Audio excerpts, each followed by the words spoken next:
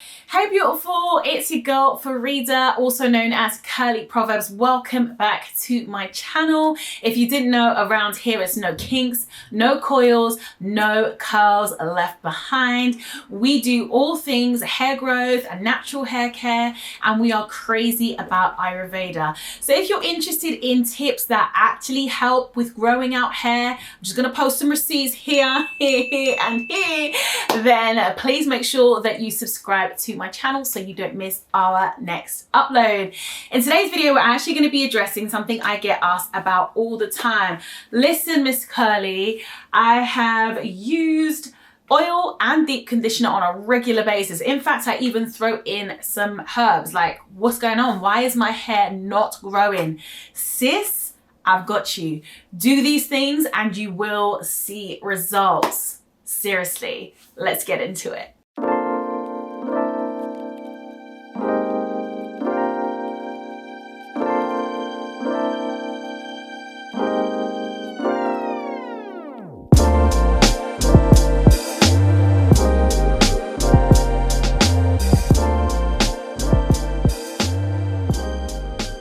Before we get into today's video, a massive thank you and shout out to probably one of our longest standing sponsors over on this channel, Skillshare, who are an online platform for lifelong learners, people that are always looking to grow themselves, learn new skills, whether it be cooking, whether it be photography.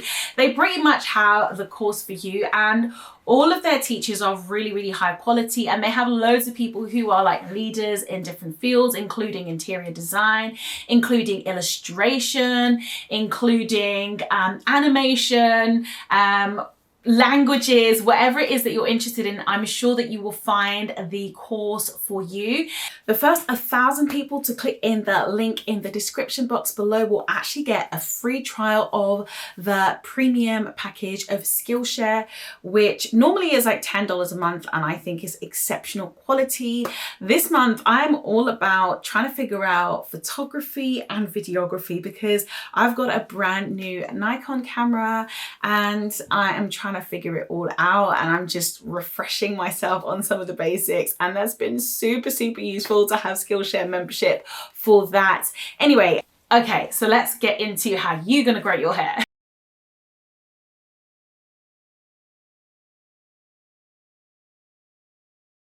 Okay, so the most important tip that I would give to you if you are starting a hair growth journey is listen, just cut off those split ends, those dead ends, damaged ends. They are doing you no good. They're not going to help you with your hair growth.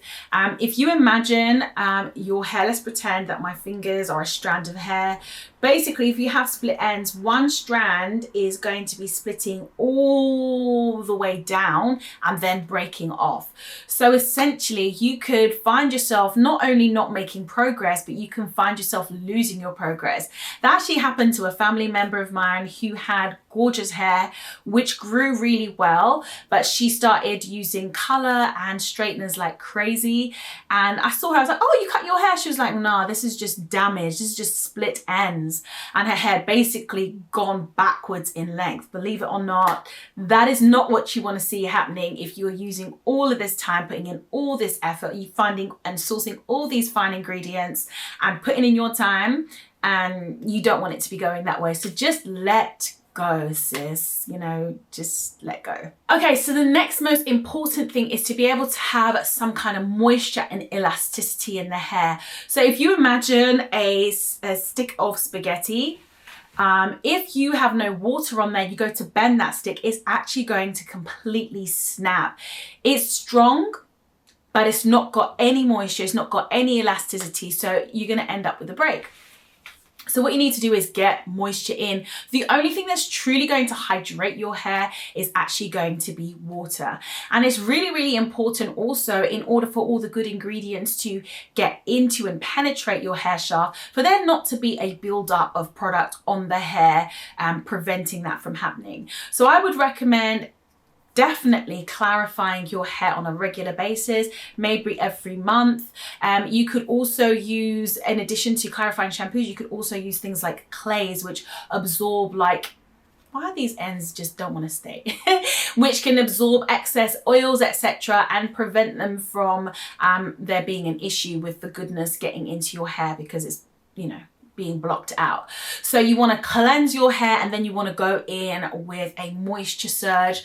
Obviously water is the best host for delivering hydration, but there are very hydrating ingredients that you can include in your regimen as well. Those include glycerin. My mum has type 4 hair and she swears by it. I literally, the first time she used a glycerin, I was like, Mum, what have you used in your hair? It's so bomb. Your hair looks so hydrated. And she was like, yes, that glycerin you told me about. So glycerin is amazing for hydration if you're really, really struggling. Also, aloe vera is wonderful, as well as castor oil. I find that to be wonderful for getting the hydration to actually stay in your hair.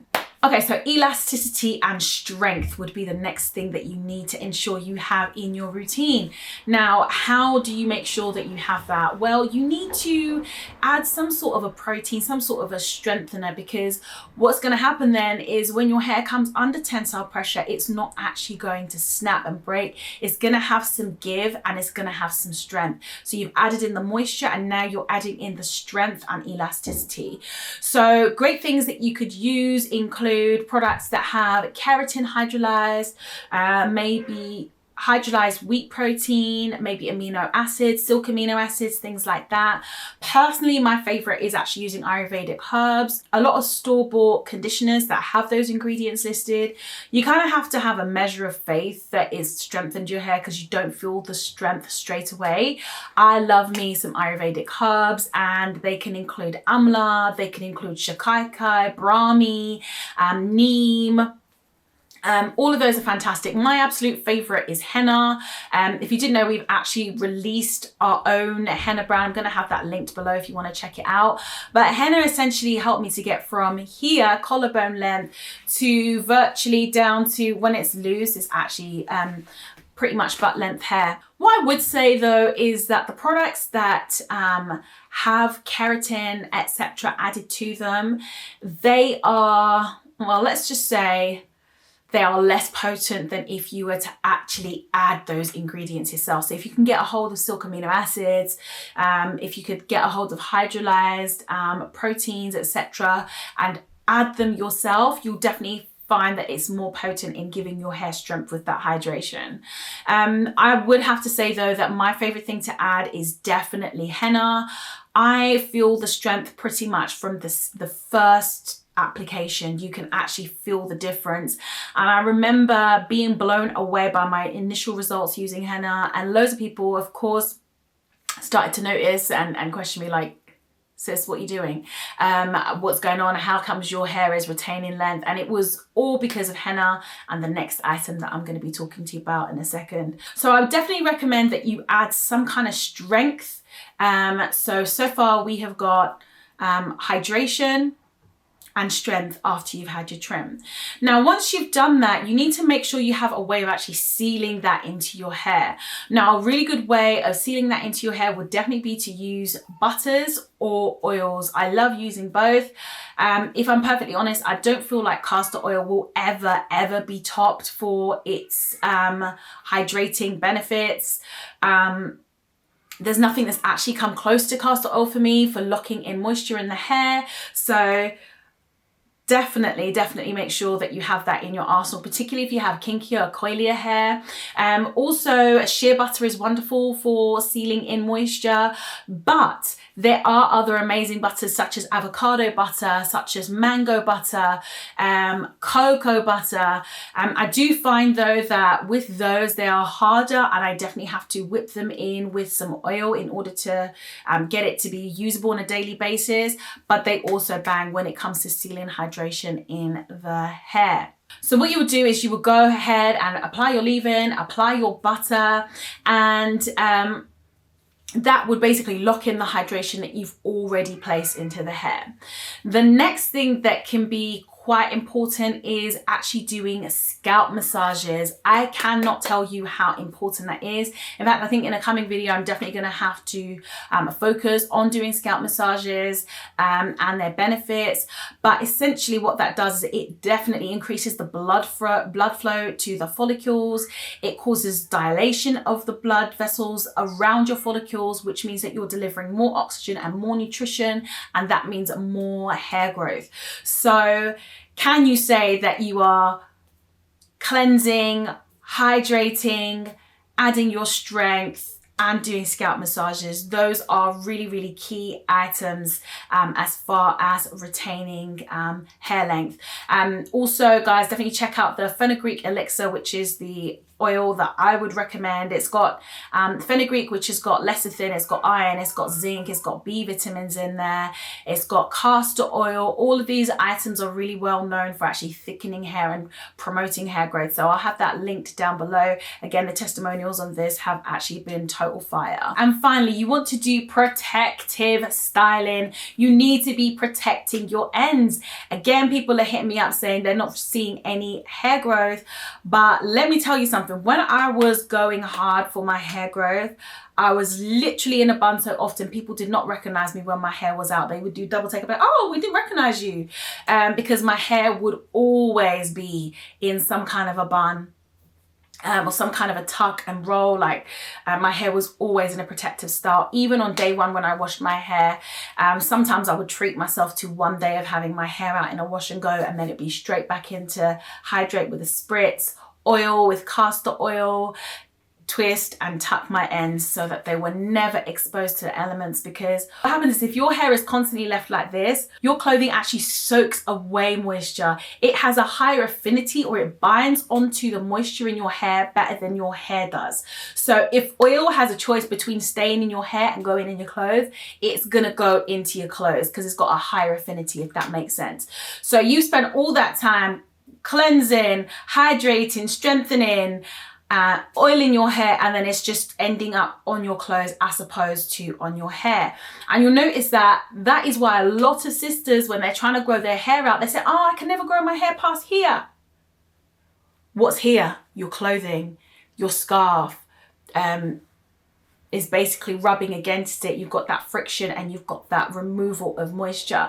So yeah, don't do that on a regular basis. It's okay to enjoy your length. You work to retain that length, but don't do it on a regular basis. Don't leave your hair just free, you know. It's going to be damaged. It's going to lose that hydration. Okay, so we've talked about all the topical things that you can do, what you can do to the actual scalp and the hair that's already grown out of the scalp to retain length and to stimulate growth. Now, there are things that you can do as far as nutrition and as far as addressing your hormones and lifestyle things that you can do that can give you that extra boost, or can actually help you deal with things that have been frustrating you. You're probably dealing with frustrations with your hair because you haven't addressed these at some point. So it really is worth your attention. And this is where it gets to those next level results if you're actually addressing these issues. So let's talk about hormones now. There is so much that can be said about hormones, stress, and nutrition. I really feel like I'm going to take on board your feedback and do some separate videos on these issues, but I'm just going to try and give you a big overall view of what you can do as far as if you have issues with your hormones. So at any point in our lives, we can have hormonal imbalances, particularly if we suffer from something like PCOS, if you're going through the menopausal change, if you're going through a stressful situation, if you are postpartum, you've had a baby, your hair is going to start to shed because your hormone balance is completely changed. This can happen in your 20s, 30s, 40s, 50s, or 60s. This can happen to men, this can happen to women as well. So a lot of the time when you have a hormonal imbalance, you need to address that. So there are some herbs that you can take internally that can help to balance your hormonal issues, and you can also use these topically as well in some cases. So I've mentioned maca before. Don't use it if you're pregnant, and do seek your doctor's advice because it's really, really potent stuff. But maybe consider using maca on things like your cereal and in your smoothies, because it definitely is a herb that actually balances out hormones in the body really, really naturally, particularly if you are a person that has like really severe symptoms, if you have PCOS, and if you are going through the changes, could be a really, really good item to include in your regimen and in your nutrition.